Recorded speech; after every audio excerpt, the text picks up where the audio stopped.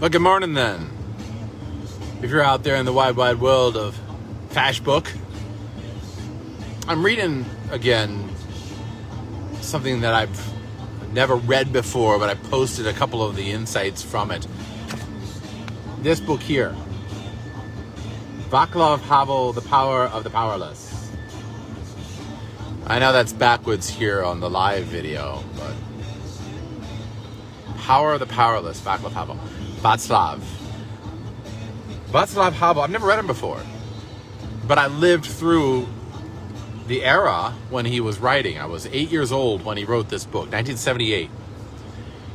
Havel was one of the leaders of the opposition to the Communist Party in Czechoslovakia. He himself spent a nice little stay in prison due to his radical belief that human beings should be free and able to decide their own fate. And the regime didn't like that, and so basically they threw him in the clinker. If you get a chance to read The Power of the Powerless by Vaclav Havel, I highly recommend it. It's amazing. It's amazing how eye-opening it is. And I was going to type all this up and post it on Facebook, but I just got to read it. Wow, it's amazing stuff. He's talking about the nature of ideology. And he uses the example here in chapter 3 of a greengrocer who puts a sign in his window that says, "Workers of the world, unite." And he says, why would this guy do this? What does he care about the workers of the world? He's just a greengrocer. He just wants to sell, bacon. But it's not like he puts the sign in his window without a reason. And Havel says the reason that he puts the sign in the window has to do with ideology. And this is the nature of ideology. Now, I'm not going to draw any conclusions here to current day situations. But when I read this, just see if some of the things that Vaclav Havel says in 1978, fully 40 plus years ago, are not in some ways familiar to the present day. This is chapter 3. And by the way, I've had discussions with people that have read Havel. They've said he is truly eye-opening. He really changed their life. So again, if you have a chance to read this, Vaclav Havel, The Power of the Powerless, it's not a book you tear through. I'm digesting it slowly, piece by piece. It's absolutely riveting. So here's Havel talking about this greengrocer that puts a sign in his window that says, "Workers of the world, unite," which, by the way, was a symbol that you were part of the Socialist Party, the Communist Party, and that you were subscribing to the ideals of the Communist Party. That's what that means when you put that in your window. You put that sign in your window. It's like you wear a T-shirt of Che Guevara. You put a little pin on your lapel that has a red star. Those sorts of signs and symbols show you have affiliation with that ideology, which is communism. And again, I'm not drawing any parallels. But think about bumper stickers that you see. Pins that people wear, T-shirts, signs in their windows, flags that they fly, signs they put in their front yard, things like that. Havel says of this poor greengrocer who puts the sign in his window, he says, "This, of course, does not mean that the greengrocer's action has no motive or significance at all, or that the slogan communicates nothing to anyone. The slogan is really a sign, and as such, it contains a subliminal but very definite message. Verbally, it might be expressed this way: I, the greengrocer XY, live here, and I know what I must do. I behave in the manner expected of me. I can be depended upon and am beyond reproach. I am obedient, and therefore I have the right to be left in peace." I'm reminded of Jordan Peterson's commentary on getting the vaccination. He got the vaccination, Peterson says, because he wanted to be left in peace. He wanted to be left alone. It didn't turn out quite like that, Peterson says. Havel goes on to say, It must allow the greengrocer to say, what's wrong with the workers of the world uniting? Thus, the sign helps the greengrocer to conceal from himself the low foundations of his obedience, at the same time concealing the low foundations of power. It hides them behind the facade of something high, and that something is ideology. Ideology is a specious way of relating to the world. Specious way of relating to the world. That means it's a false way of relating to the world. Ideology of any kind is a false way of relating to the world. Here's why. It offers human beings the illusion of an identity, of dignity, and a morality, while making it easier for them to part with it. As the repository of something supra-personal and objective, it enables people to deceive their conscience and conceals their true position and their inglorious modus vivendi, both from the world and from themselves. Modus vivendi is a way of living, their way of life. So, ideology is false, specious. It's a false way of relating to the world. Any ideology, if you are an ideologue, you are relating to the world in a false way. Specifically, he's talking about communist ideology. Why? Because this is an illusion of identity, dignity, and morality, which at the same time makes it easy for someone to part with their identity, their dignity, and their morality. It is, as he says, repository is something supra-personal and objective. In other words, it seems to contain something that is above the personal and objective, something universal. We're all in this together. It's a big movement of people. It is all of us working together. If we all band together, it'll be great. It's like you're dealing with a much larger thing than the individuals in front of you. Somebody once said, I love humanity. It's the individual humans that I hate. That's ideology right there. And it enables people to deceive their conscience, which is a very tough thing to do, and yet absolutely necessary if you're going to live a lie.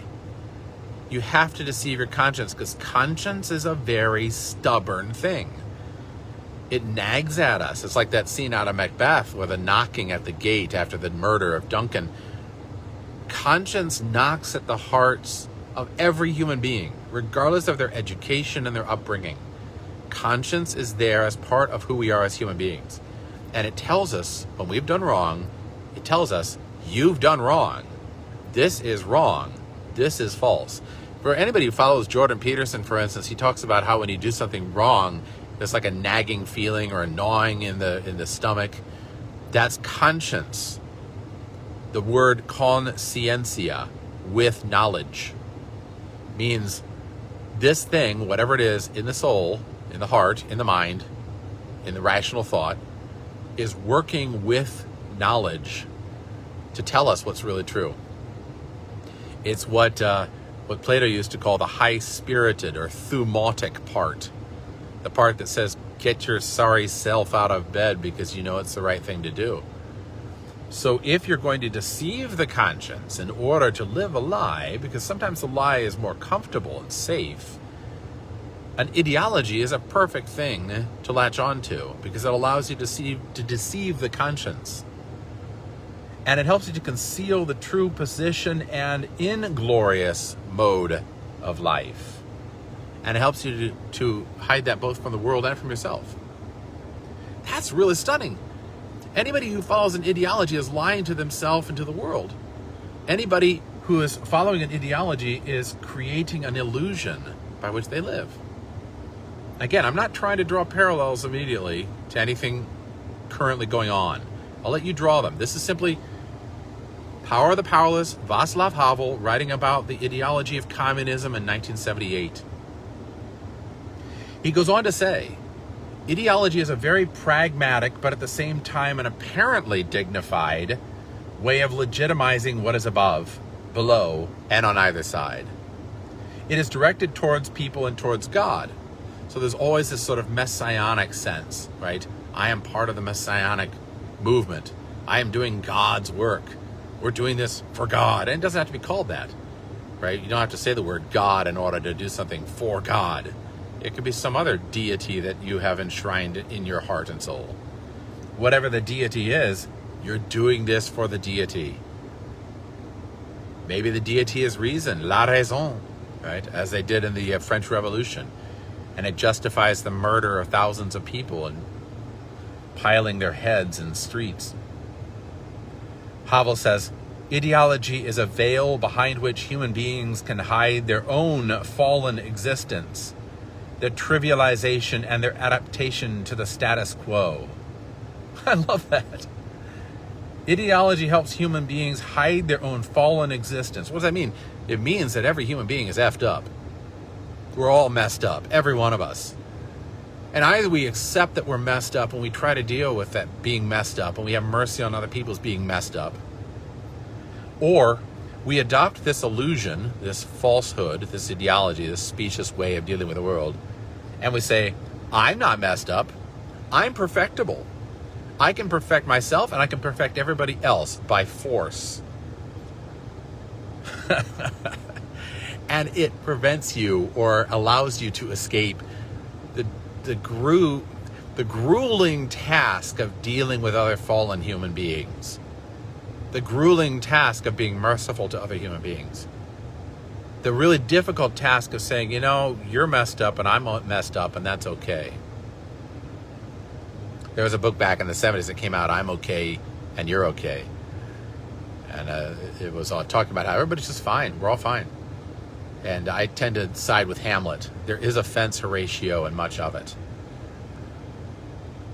Havel goes on to say, ideology is an excuse that everyone can use, from the greengrocer who conceals his fear of losing his job behind an alleged interest in the unification of the workers of the world, to the highest functionary, whose interest in staying in power can be cloaked in phrases about service to the working class. The primary excusatory function of ideology, therefore, is to provide people both as victims and pillars of the post-totalitarian system with the illusion that the system is in harmony with the human order and the order of the universe. In other words, what ideology allows you to do is to say, the regime that I'm propping up, whatever that is, the ideology that I'm propping up, is the way it should be. It's in harmony with the human order and the universe. This is the best thing ever. It's the best of times. It's not the worst of times. That's chilling and stunning and powerful at the same time. I mean, Havel just hits it right on the nose here. Now he goes on, because there's more. You thought that was it? There's more. The smaller a dictatorship and the less stratified by modernization the society under it, the more directly the will of the dictator can be exercised. In other words, the dictator can employ more or less naked discipline, avoiding the complex processes of relating to the world and of self-justification which ideology involves. But the more complex the mechanisms of power become, the larger and more stratified the society they embrace, and the longer they have operated historically, the more individuals must be connected to them from outside, and the greater the importance attached to the ideological excuse. It acts as a kind of bridge between the regime and the people, across which the regime approaches the people and the people approach the regime. This explains why ideology plays such an important role in the post-totalitarian system. And here's where it gets really neat. Okay? Ideology has to be part of a post-totalitarian system. In order to understand that, we got to go back to something he says earlier about what is a post-totalitarian system. He says that a totalitarian system oppresses people directly. It is a small group of people that overtly oppress through violence and fear a population. But they are temporary. They will eventually be kicked out because everybody knows who they are.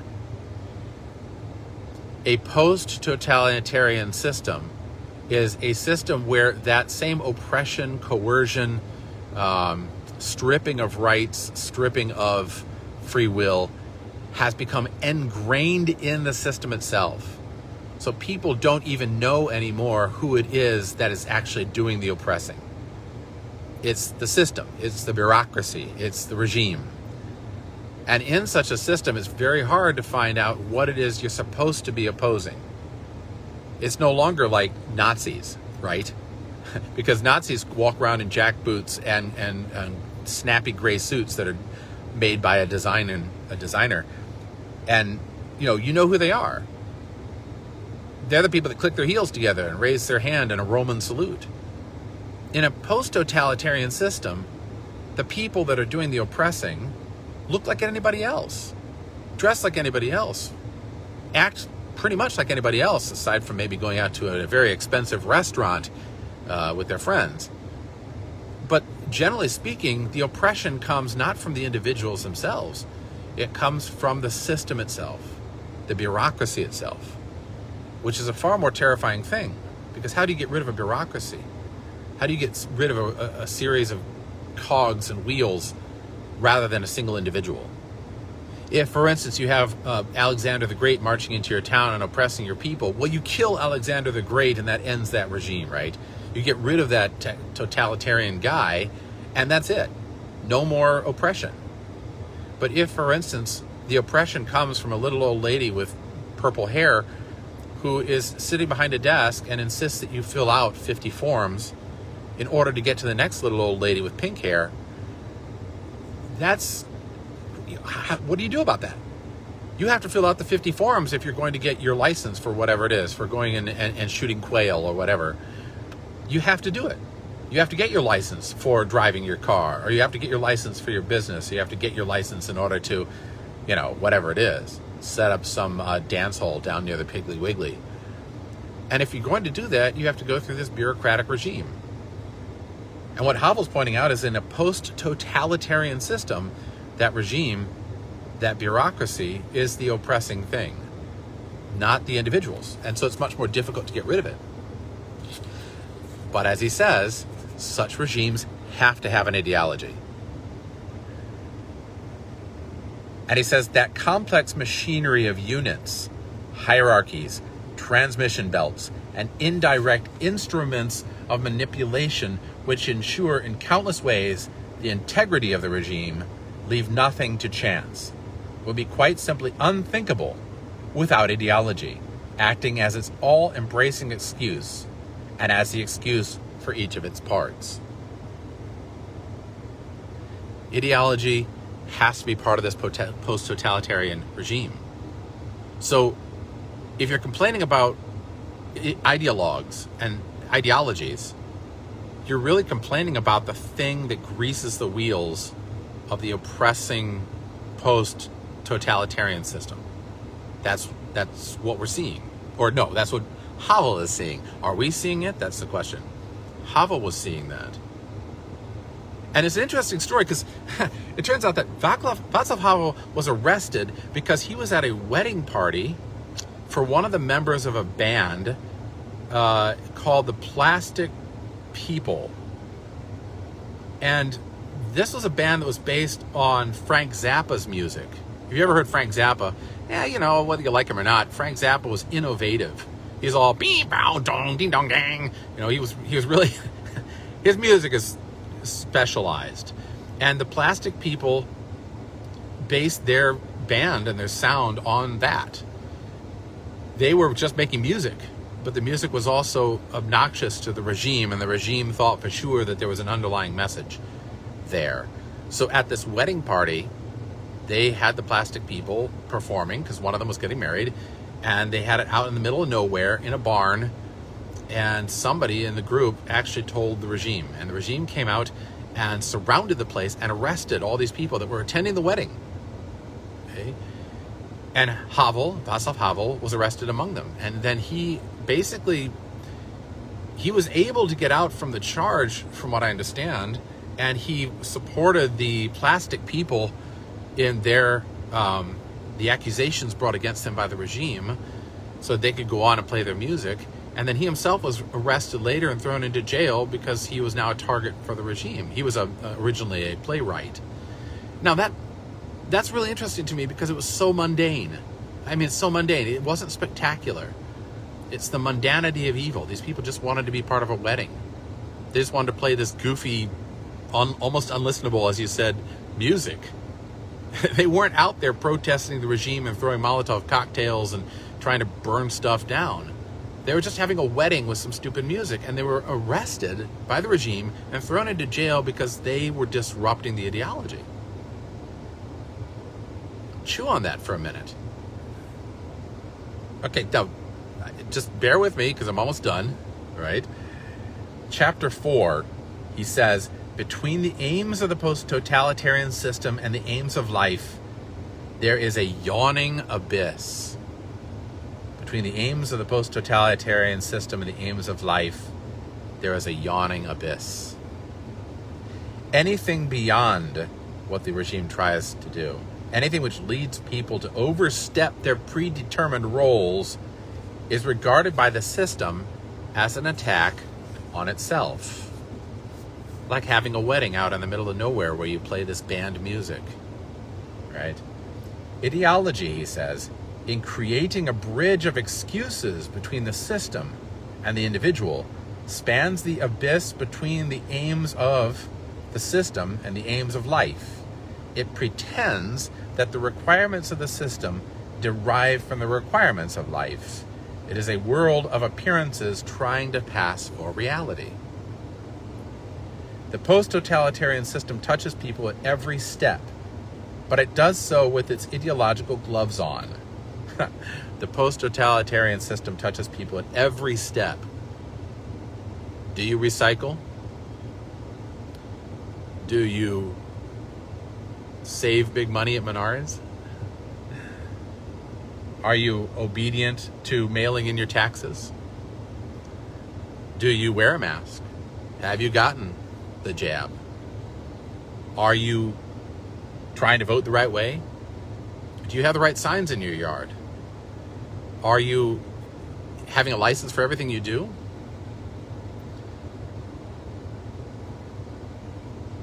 He goes on to say, the post-totalitarian system touches every people at every step. This is why life in the system is so thoroughly permeated with hypocrisy and lies. Government by bureaucracy is called popular government. The working class is enslaved in the name of the working class. The complete degradation of the individual is presented as his or her ultimate liberation. Depriving people of information is called making it available.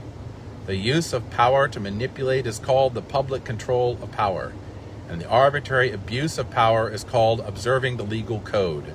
The repression of culture is called its development.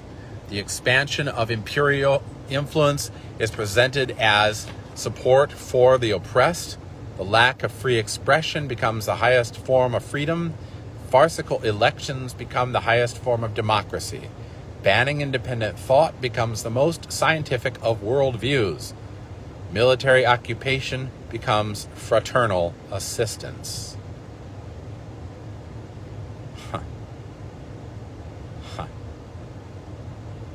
I was reading the other day about how the people in Ukraine, they're not actually that worried about being invaded by Russia. They're actually more worried about the hoo-ha that's going on over here, the hoo-ha and excitement and fraternal assistance that's going to be offered against Russia. That's interesting to me. Because the regime is captive to its own lies, it must falsify everything. It falsifies the past, it falsifies the present, and it falsifies the future. It falsifies statistics. It pretends not to possess an omnipotent and unprincipled police apparatus. It pretends to respect human rights. It pretends to persecute no one. It pretends to fear nothing. It pretends to pretend nothing. Individuals need not believe all these mystifications, but they must behave as though they did. They must behave as though they did believe all these things. They have to keep silent about their opinions.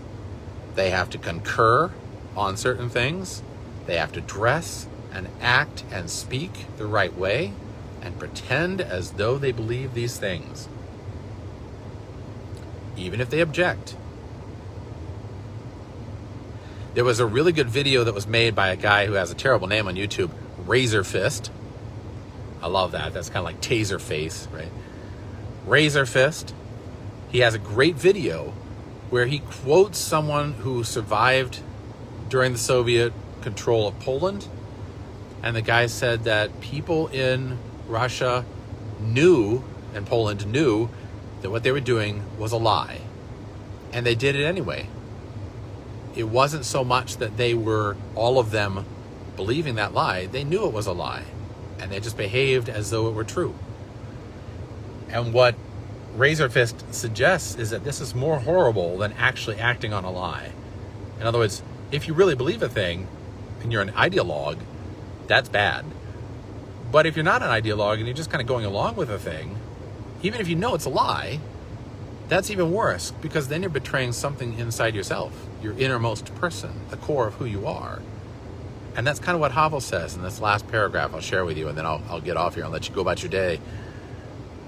He says, people must believe as though they did believe in these mystifications. They have to behave as though they believe them.